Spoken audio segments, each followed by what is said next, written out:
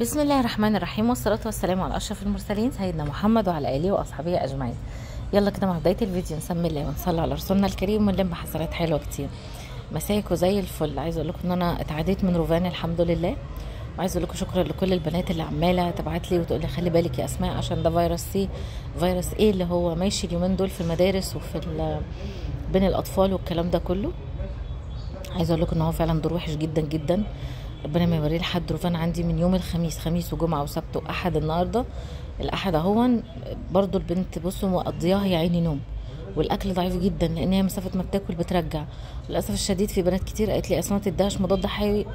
يعني احب اصدمك ان الدكتور، انا قايله لابو سيف قول له ان روفان اصلا الدكتور بتاعها ما بيعالج، مش قادره اتنفس والله حقكم عليا، ان الدكتور بتاعها مخليها ما بتتعالجش بمضاد حيوي بقالها 7 سنين اهي، يعني 7 سنين طفله ما خدتش مضاد حيوي ولا مره، فما تديهاش مضاد حيوي. قال لك لا لازم مضاد حيوي، اصلا ما خدتش مضاد حيوي مش هتخف والدور هيبقى تقيل عليها والدور هيبقى وحش عليها والكلام اللي انتوا فاهمينه ده. فطبعا ابو سيف قلبه رهيف قوي، راح جاب لها مضاد حيوي غصب عني وابتدى يديهولها بالفعل.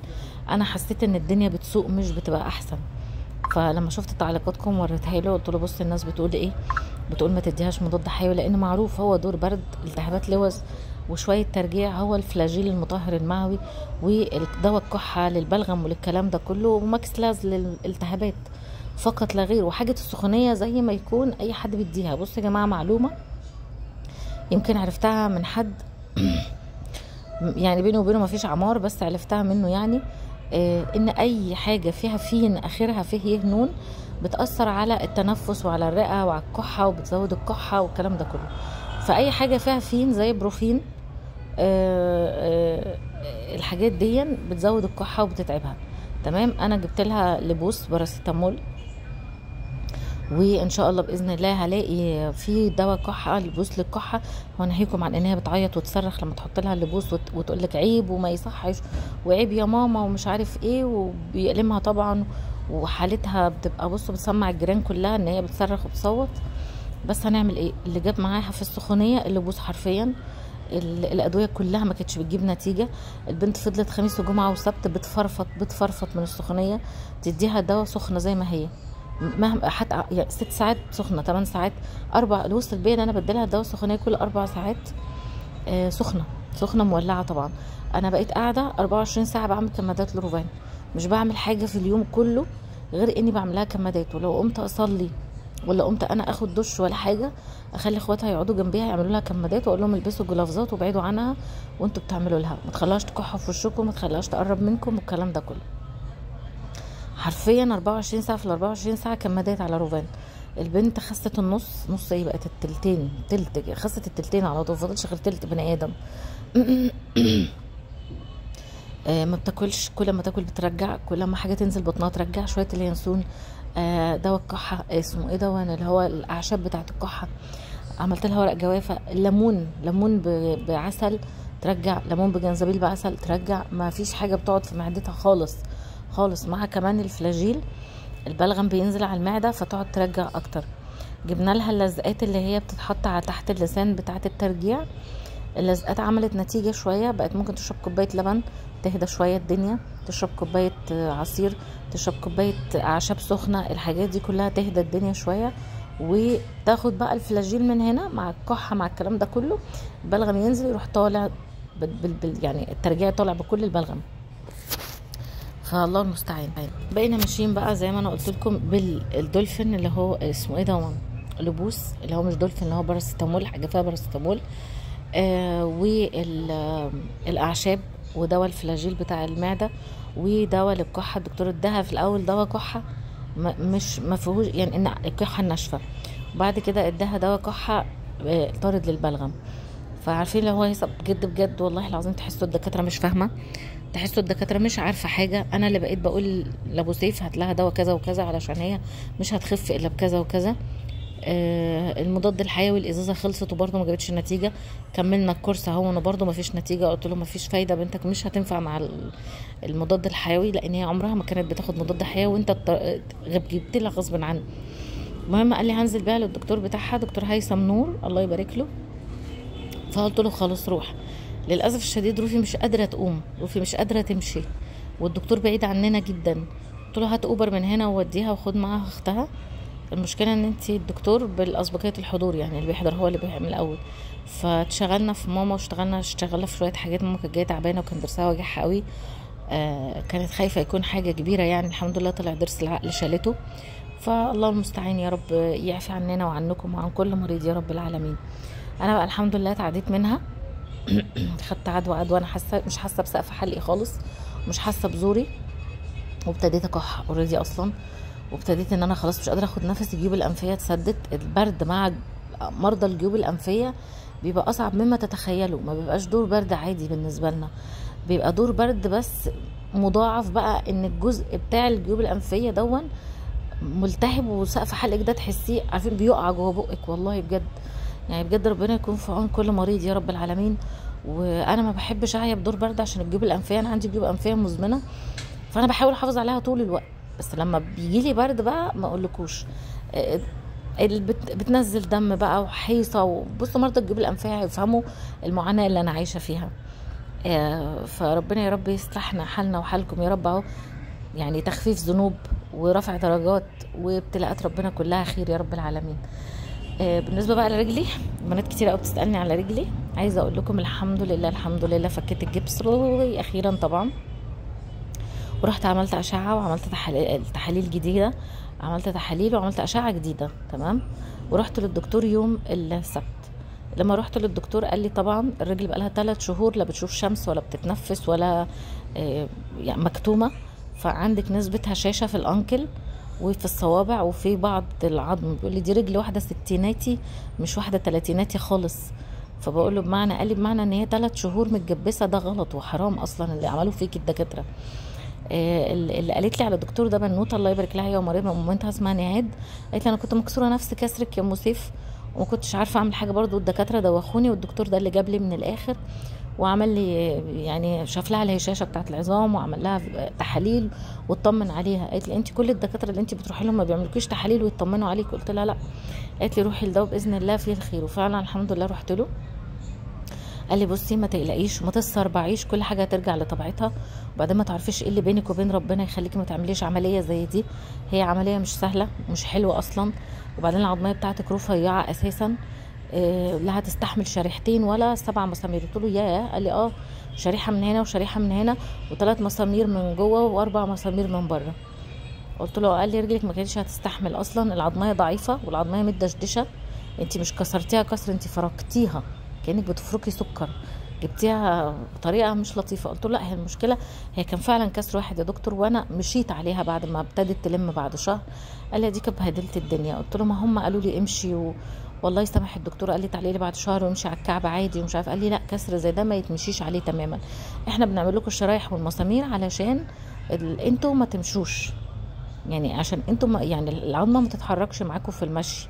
لكن انتوا لو فعلا الشخص قعد مكانه وما اتحركش والعظمه ما اتحركتش هتخف لوحدها. هو ربنا سبحانه وتعالى مخلي جسم البني ادم يلم لوحده، اذا كان جرح اذا كان كسر الحاجات دي كلها، بس ما يتحركش. لكن احنا يا بني ادمين فركين، فانت هتضمني لي ازاي الشخص ده ما يتحركش في كسر بيبقى خطر زي كده؟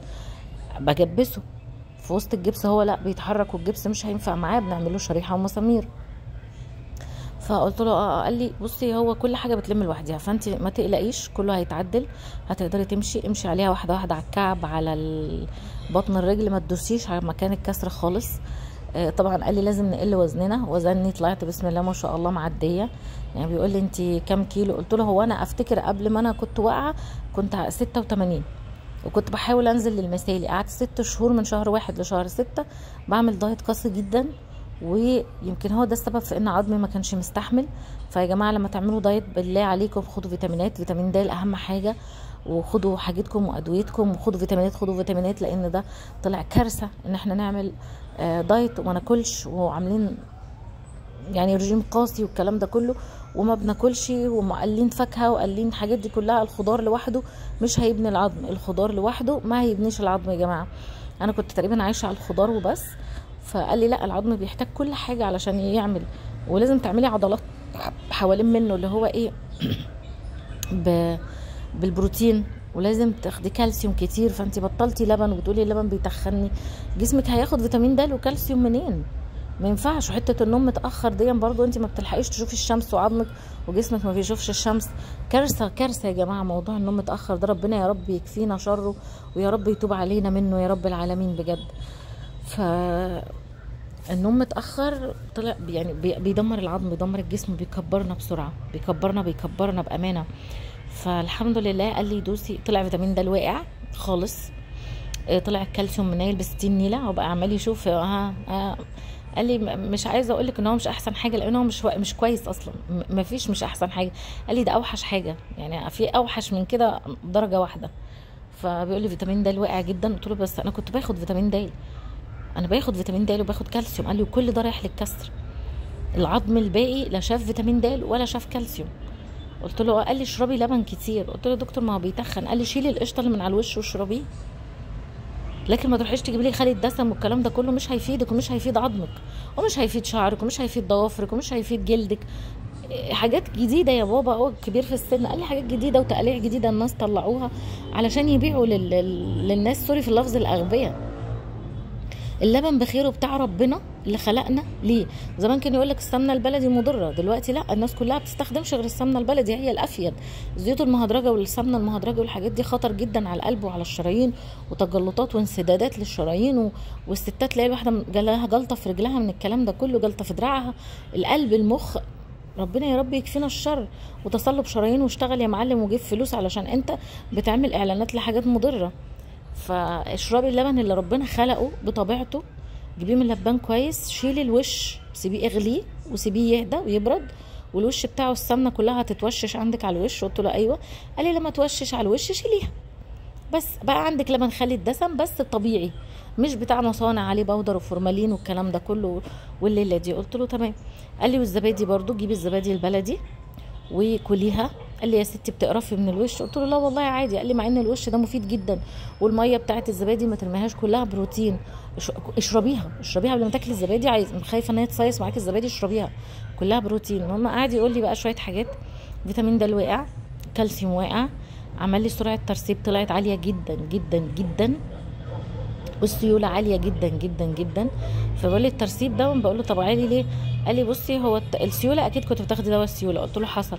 قال لي طب خلاص احنا عرفنا ان هو عالي، نقلل بقى، نخف دواء السيوله، احنا فكينا رجلنا والحمد لله وهنبتدي نتحرك، نوقف دواء السيوله خالص. قلت له حلو جدا. قال لي الترسيب بقى من الالتهابات بس، هو الالتهاب العظمايه دي يعمل فيكي ده كله؟ انت ايه بتشكي من ايه تاني في جسمك؟ قلت له ركبي بتوجعني تقريبا فيها نسبه خشونه. قال لي اه. قلت له عندي قطع وتر في الدراع هنا وفي الكتف فوق. قال لي بس انت الوتر ده مقطوع من امتى؟ قلت له لا ده بقى له يجي 7 سنين ولا حاجه.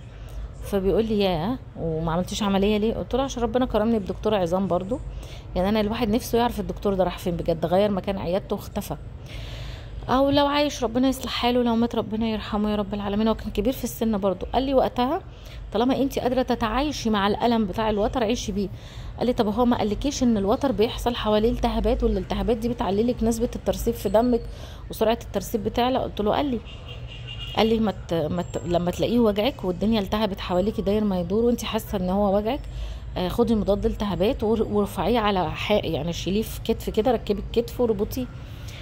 قال لي اه. قال لي بس انت عارفه تعيشي؟ قلت له اه. فقال لي طب ارفعي ايدك. قعدت ارفع له ايدي فابتدى دراعي يطقطق. قال لي بس ما ترفعيش تاني طالما بيطقطق. قلت له ما هو الدكتور قال لي كده. قال لي الحركه اللي تعمليها ويطرقع معاكي فيها ما تعمليهاش، لكن تحركي حركات عاديه. وقال لي على شويه تمارين بعملها ومشي عليها. قال لي يمكن ده النقطه الاولانيه والاساسيه في سرعه الترسيب عندك بجوار الحاجات التانية اللي انت بتشتكي منها. قلت له تمام. قال لي هتعيشي بيه طول عمرك؟ قلت له لحد ما ربنا يسهل بقى. الدكتور قال لي لما يتقطع خالص يبقى روحي. قال لي ربنا يا بنتي يكفيك شر العمليات والحاجات الوحشه. قلت له امين يا رب.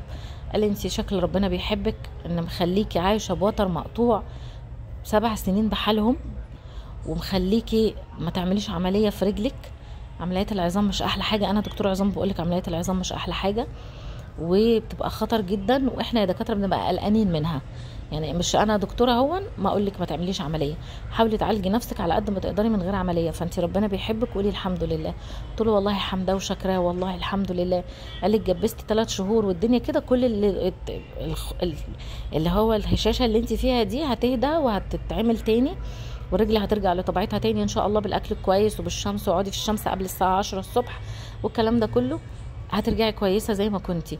وعايزه اقول لك على حاجه، انت العظمايه مثلا اتكسرت والنخاع طلع والاوتار حواليها اتقطعت والاعصاب اتقطعت، كل ده لازم يتبني من اول وجديد. والله يا جماعه انا بحكي معاكم علشان لو واحده ركبها وجعاها، واحده رجليها اتكسرت، حصل معاها اي حاجه، ربنا سبحانه وتعالى الدكتور بيقول لي، يعني عايزه اقول لكم ان الدكتور مسيحي، ربنا خلقنا عظمنا بينمو تاني. قال لي يعني في عمليات دلوقتي بنطول البني ادمين. قلت له بتطوله؟ قال لي بنطول البني ادمين، بنيجي مثلا ونروح كسرين في حته معينه، ونروح كسرين في حته تانية، ونعمل شريحه ومسامير، ونسيب الجزء ده فاضي اللي في النص. الجزء الفاضي اللي في النص ده بينمو معاكي خلايا جذعيه، خلايا جديده، واسمه ايه دون، واعصاب جديده واوتار جديده والعصب جديد، وكله بينمو، بيمسك في بعضه، بيمسك في بعض كانها شجره بتطول وتمسك في الشجره بتاع اختها التانية، والعظم بيطول والبني ادم بيطول. قلت له سبحان الله. قال لي العلم تطور والدنيا تطورت لان ربنا سبحانه وتعالى خلق جسمنا بينمو ويعالج نفسه. فيا جماعه اللي عندها خشونه، اللي عندها كسر، اللي عندها حاجه، هو ربنا يعيننا يا رب. قلت له طب ليه الناس بتحس بعد كده بألم؟ ليه ما بيخفش؟ قال لي في ناس بتتكسر وبعد كده ما بتحسش باي الم، لان هم بيمشوا صح، بياكلوا صح، بياخدوا فيتاميناتهم، بياخدوا حاجتهم. انا ديني كاتب لك على ادويه لمده 3 شهور، وكاتب لك على ادويه لمده شهرين، وادويه لمده 3 اسابيع وتجيلي. انا متاكد ان انت مش هتجيلي بعد 3 اسابيع، فانا كتبت لك الادويه اللي هتاخديها لمده شهرين ومده 3 شهور كمان.